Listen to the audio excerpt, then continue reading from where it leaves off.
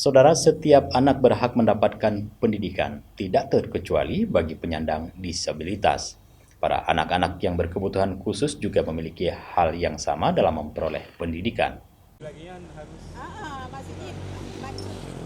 Pendidikan merupakan hak setiap warga negara. Setiap warga negara berhak memperoleh pendidikan untuk meraih masa depan, tak terkecuali bagi anak-anak penyandang disabilitas.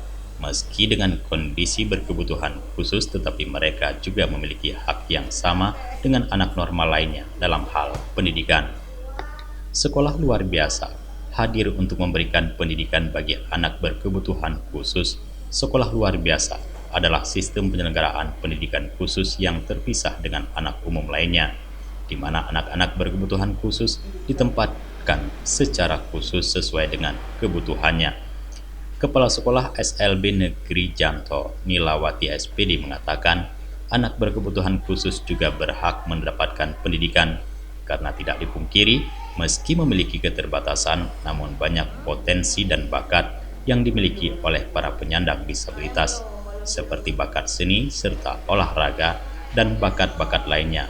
Untuk itu dirinya mengajak setiap orang tua yang memiliki anak berkebutuhan khusus untuk tidak malu menyekolahkan anaknya, karena dengan pendidikan maka anak berkebutuhan khusus juga akan mendapatkan pendidikan dan potensi yang bisa digali untuk masa depan mereka.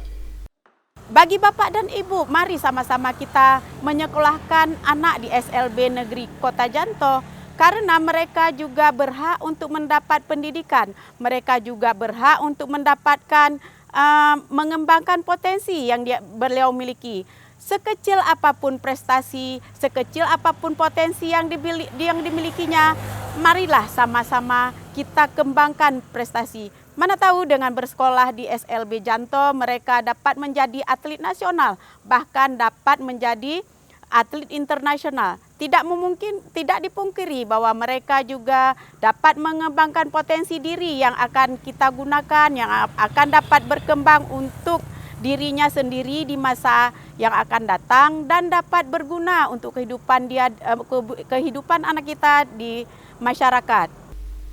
Seorang siswi SLB Janto, Hikmah, mengatakan dengan bersekolah di SLB sudah banyak memperoleh pendidikan dan bakat yang dimilikinya. Salah satu dalam bakatnya adalah bernyanyi.